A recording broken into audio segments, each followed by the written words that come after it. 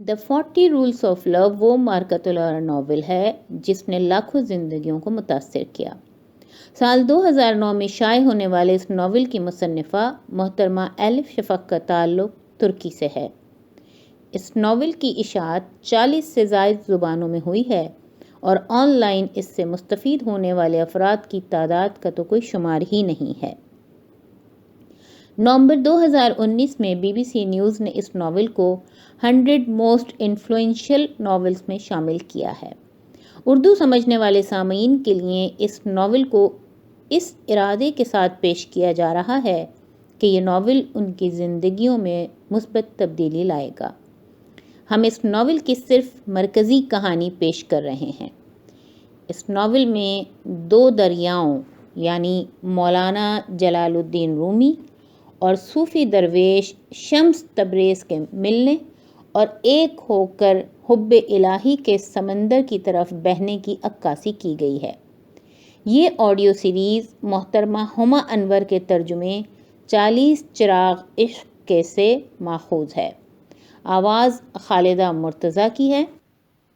قسط نمبر 14 شمس قونیہ 17 اکتوبر 1244 عیسوی۔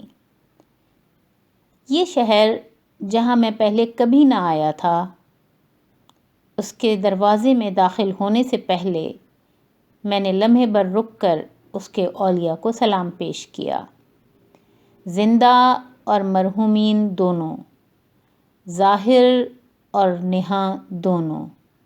میری زندگی میں ایسا کبھی نہ ہوا تھا کہ میں کسی نئی جگہ اس کے اولیاء اللہ کے حضور سلام پیش کیے بغیر داخل ہوا ہوں۔ اس سے مجھے کوئی فرق نہ پڑتا تھا کہ وہ جگہ مسلمانوں کی تھی، عیسائیوں کی یا یہودیوں کی۔ میرا ماننا تھا کہ اولیاء اللہ نام کے ایسے معمولی فرق یا امتیازات سے ماورا تھے۔ ولی یا بزرگ کا تعلق تمام نسل انسانی سے ہوتا ہے۔ جب میں نے قونیہ کو فاصلے سے پہلی بار دیکھا تو میں نے وہی کیا جو ہمیشہ کیا کرتا تھا، لیکن اس کے بعد کچھ غیر معمولی وقوع پذیر ہوا۔ میرے سلام کا جواب دینے یا جواب میں دعائے فضل و رحمت کرنے کے جیسا کہ وہ ہمیشہ کیا کرتے تھے، وہ بزرگ شکستہ لوح مزار کی طرح خاموش رہے۔ میں نے انہیں دوبارہ سلام کیا، اس مرتبہ زیادہ بلند آواز میں اور زیادہ زور دے کر کہ اگر انہوں نے میری آواز نہ سنی ہو، لیکن ایک بار پھر اس کے جواب میں خاموشی ہی رہی۔ مجھے ادراک ہوا کہ بزرگوں نے میرا سلام سن لیا تھا، وہ بس مجھے جواب دینے میں دعا سے نہ نواز رہے تھے۔ مجھے بتائیے کہ کیا خطا سرزد ہوئی ہے، میں نے ہوا سے پوچھا تاکہ وہ میرے الفاظ دور دراز بزرگوں تک پہنچا دیتی۔ ذرا دیر بعد ہوا جواب واپس لیے آئی۔ اے درویش، اس شہر میں تم 2 انتہائیں پاؤ گے اور اس کے درمیان کچھ نہیں، خالص محبت یا پھر خالص نفرت۔ ہم تمہیں انتباہ کر رہے ہیں اپنے برتے پر ہی داخل ہونا۔ اس صورت میں فکر کی کوئی بات نہیں، میں نے کہا، جب تک کہ میرا سامنا خالص اور سچی محبت کے ساتھ ہو سکتا ہے، میرے لیے وہی کافی ہوگی۔ یہ سن کر قونیہ کے بزرگوں نے مجھے دعا دی، لیکن میں ابھی شہر میں داخل نہیں ہونا چاہتا تھا۔ میں برگد کے ایک درخت تلے بیٹھ گیا اور میرا گھوڑا آس پاس کی چھدری گھاس چرنے لگا۔ میں نے دور دکھائی دیتے شہر پر نظر کی۔ دھوپ میں قونیہ کے مینار شیشے کی کرچیوں کی طرح چمک رہے تھے۔ ہر تھوڑی دیر بعد مجھے کتوں کے بھونکنے، گدھوں کے رینکنے، بچوں کے ہنسنے اور پھیری والوں کے پھیپھڑوں کی پوری قوت سے چلانے کی آوازیں آ رہی تھیں۔ زندگی سے دھڑکتے شہر کی معمول کی آوازیں۔ میں نے سوچا، اس لمحے ان بند دروازوں اور جالی دار کھڑکیوں کے عقب میں کس قسم کی خوشیاں اور دکھ رہتے تھے۔ خانہ بدوشی کی زندگی کا عادی ہونے کے باعث مجھے شہر میں آباد ہونے پر ذرا سی بوکھلاہٹ محسوس ہوئی، لیکن مجھے ایک اور بنیادی اصول یاد آیا۔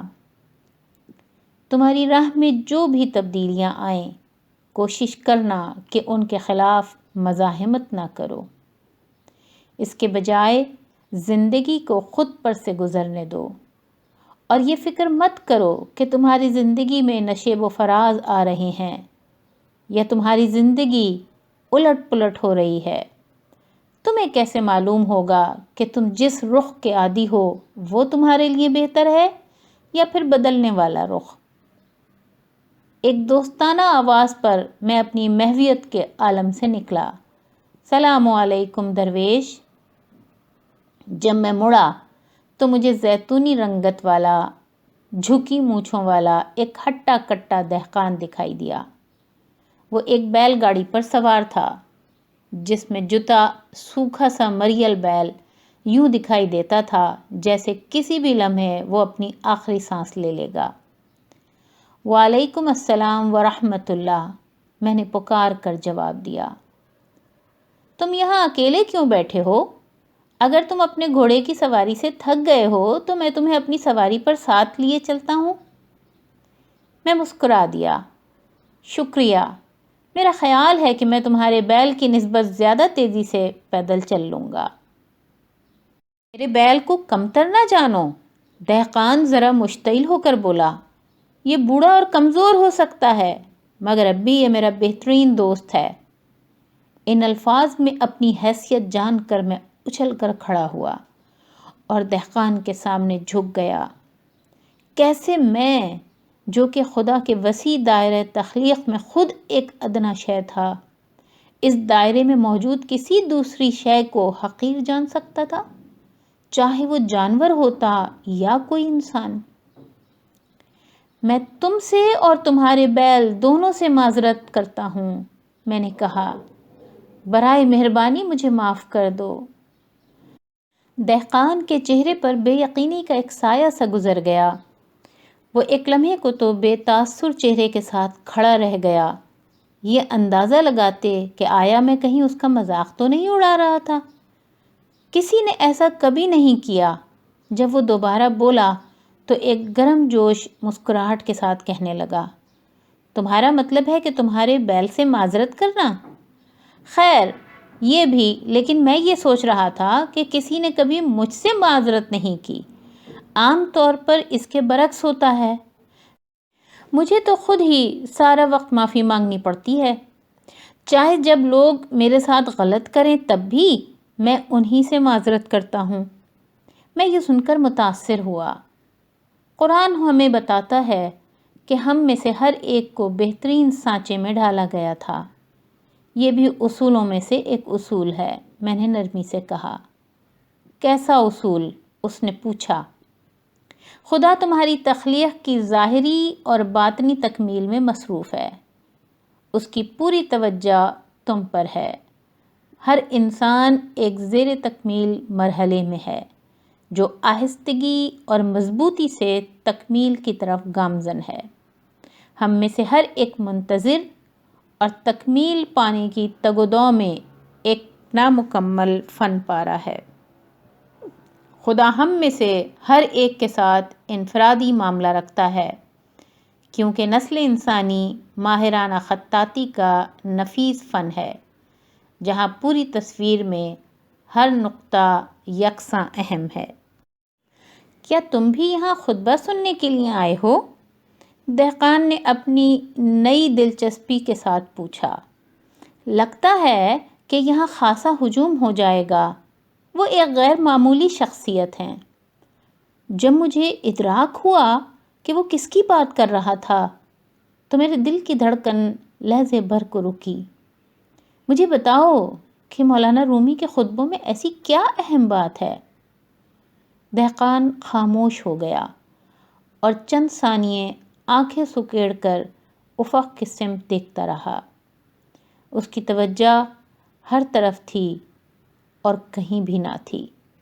پھر وہ بولا، میں ایک ایسے گاؤں سے تعلق رکھتا ہوں جہاں بہت سے مصائب آئے، پہلے قحط، پھر منگول۔ انہوں نے اپنی راہ میں آنے والے ہر گاؤں میں لوٹ مار کی اور اسے نظر آتش کر دیا، لیکن جو کچھ انہوں نے بڑے شہروں کے ساتھ کیا وہ بدتر تھا۔ انہوں نے ارض روم، سیواس اور قیصری پر قبضہ کیا، ان کی ساری مردانہ آبادی کا قتل عام کیا اور ان کی عورتوں کو ساتھ اٹھا لے گئے۔ میں خود اپنے کسی پیارے یا اپنے گھر سے محروم نہیں ہوا، لیکن کچھ ہے جو میں نے کھو دیا، میں خوشی سے محروم ہو گیا۔ اس بات کا مولانا رومی سے کیا لینا دینا ہے؟ میں نے پوچھا۔ اپنی نگاہ اپنے بیل کی طرف جھکا کر دہقان بے ڈھنگے سے انداز میں بڑبڑایا، سب کہتے ہیں کہ اگر تم مولانا رومی کو واز کرتے سنو تو تمہاری اداسی دور ہو جائے گی۔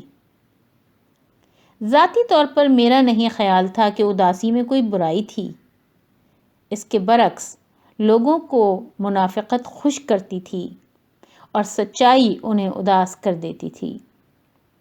لیکن یہ بات میں نے دہقان کو نہ بتائی۔ اس کے بجائے میں نے کہا، کیا میں تمہارے ساتھ ہی قونیہ نہ چلوں اور راستے میں تم مجھے مولانا رومی کے بارے میں مزید بتانا؟ میں نے اپنے گھوڑے کی لگام بیل گاڑی کے ساتھ باندھی اور دہقان کے برابر جا بیٹھا۔ میں یہ دیکھ کر خوش ہوا کہ بیل نے اضافی بوجھ کی پرواہ نہ کی تھی۔ بہر صورت وہ وہی تکلیف بھری سست چال چلتا رہا۔ دہقان نے مجھے روٹی اور بکری کے پنیر کی پیشکش کی۔ ہم کھاتے ہوئے باتیں کرتے رہے، اس حالت میں جب نیلے آسمان پر سورج روشن تھا اور شہر کے بزرگوں کی ہوشیار نگاہوں میں قونیہ میں داخل ہوا۔